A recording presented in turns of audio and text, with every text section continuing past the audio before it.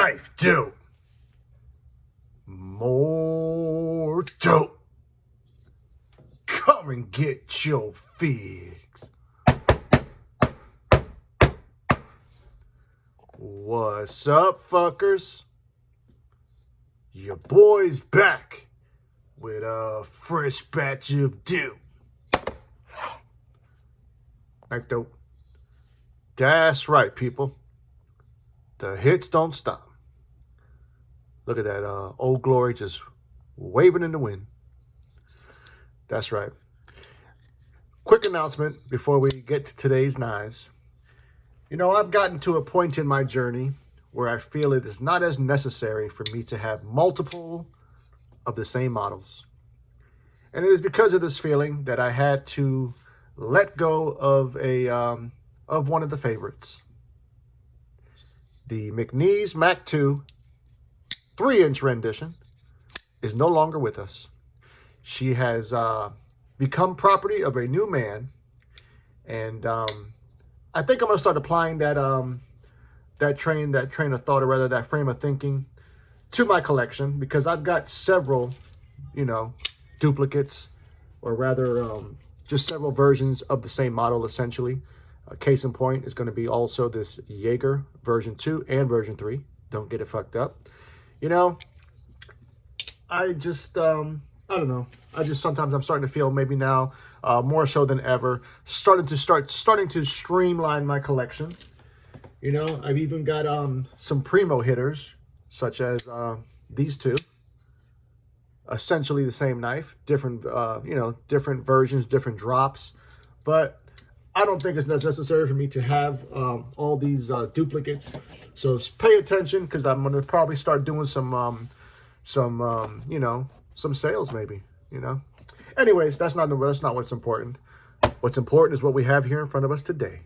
I got two from Asher Knives, and I'm really excited about both of these. And of course, we got another Spyderco.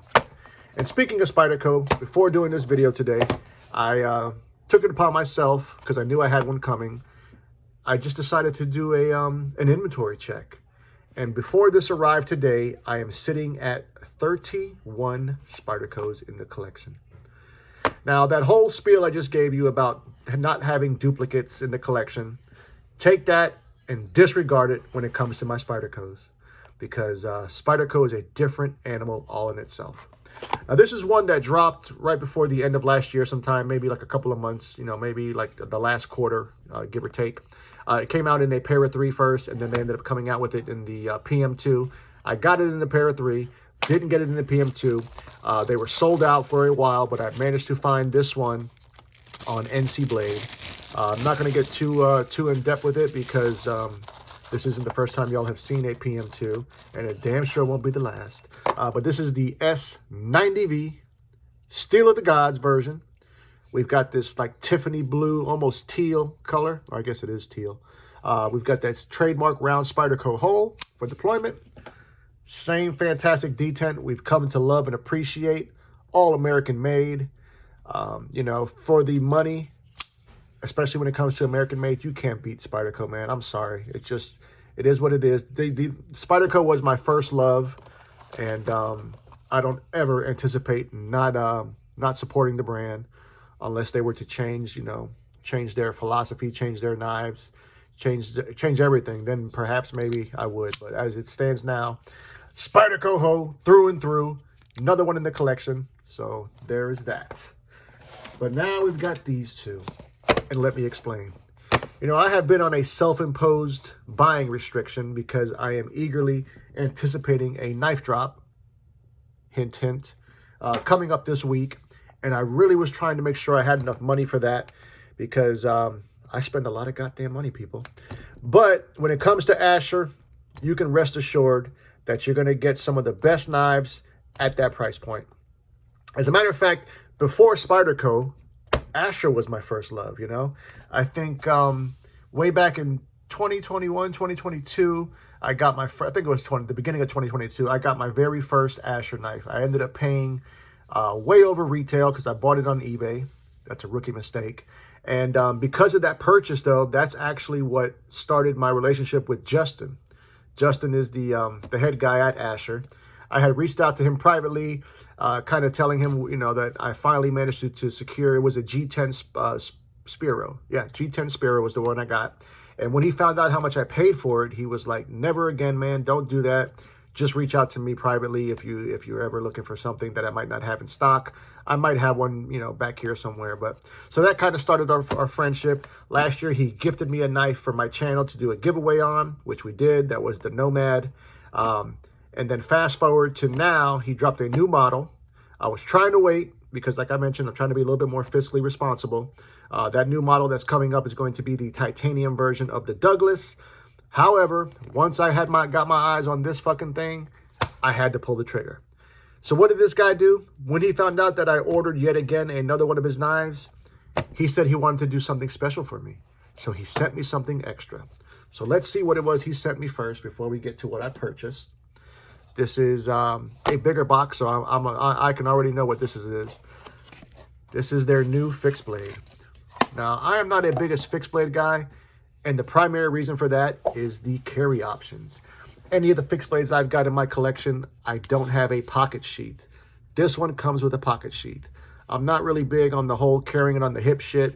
I like something like this. I like a smaller knife. This is a taco style Kydex sheath. Great retention on that. Let me check something before we move on. No rattle, no shake, and it does fly out. Now let's look at this beauty. These come in at $115. These are actually OEM by Kunwu, so you know you're going to get a proper heat treat. Great quality as far as the manufacturing side of things. We've got 7.1 inches overall. Of that, 3 inches is in this beautiful drop point configuration. This is a full tang blade, by the way. Full flat grind with the star of the show. S90V, baby. More steel of the gods. We've got slightly contoured. I think that's micarta. Micarta scales. They've got some deep grooves in it. So your purchase is going to be solid. Nice bit of functional jimping there at the base of the spine. Beautiful stonewash finish. We've got that Asher Knives logo here, just glistening in the light. This is going to be a, I'm going to start carrying this. You know, I really am. I'm really anticipating enjoying it now because of the sheath. Real quickly, let's just put up my other fixed blade in the collection, which is one that I do not carry. And it's all because of this horrendous clip.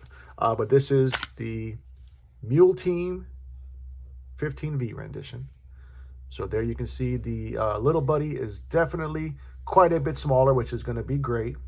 But that being said, even though it does have a smaller handle, the blade length is almost the same.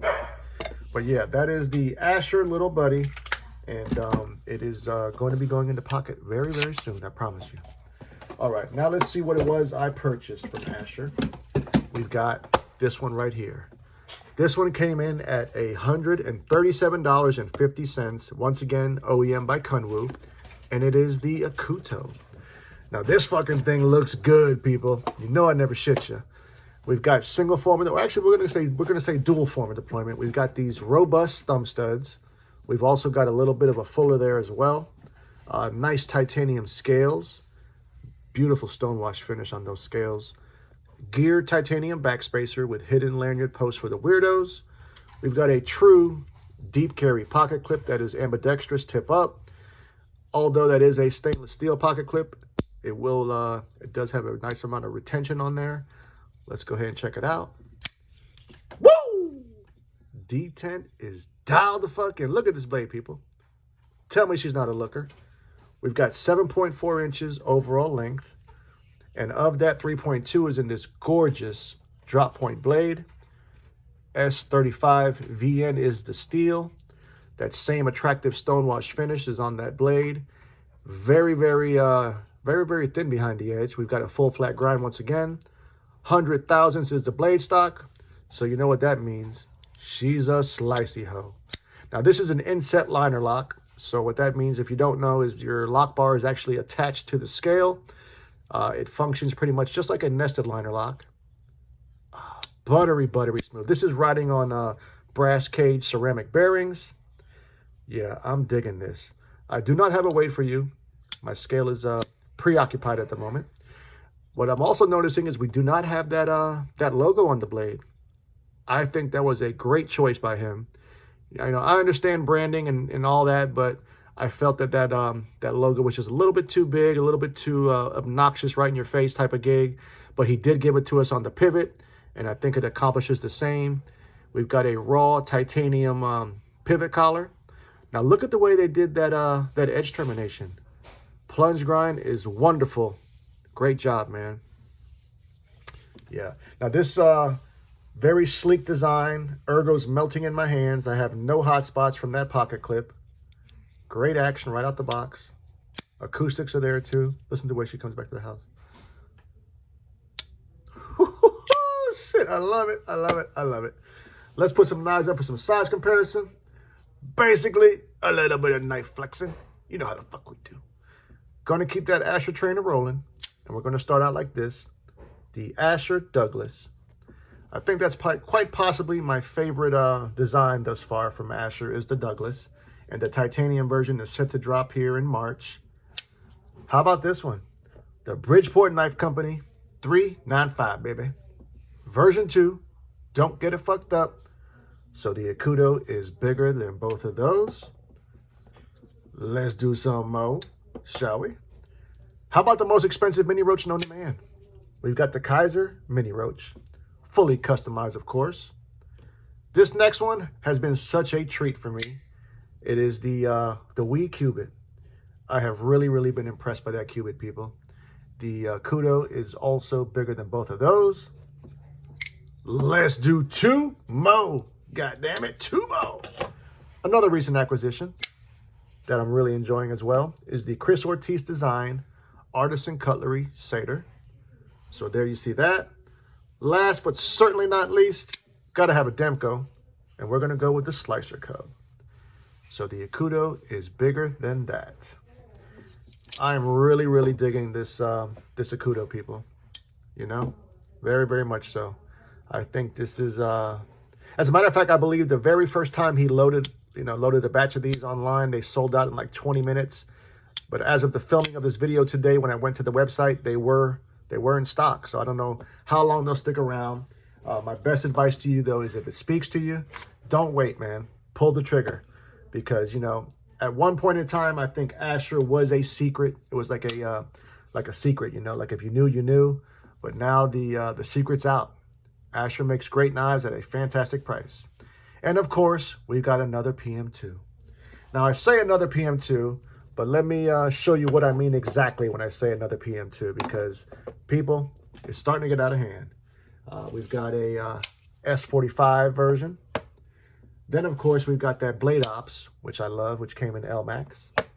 Then we've got this one, which is one of my favorite collaborations, which is that River's Edge Cutlery. And then last but certainly not least, one of my untouchables, and that's going to be the PM2 Tonto apparatus. So yeah, trying to hold back on buying multiples of the same model. Of course, Spyderco being the exception. But more importantly, I want to know what you fuckers think. Tell me all about it. Love you, mean it. Until the next time. Cut something, cut someone. Just don't cut yourself. Stay dangerous, fuckers.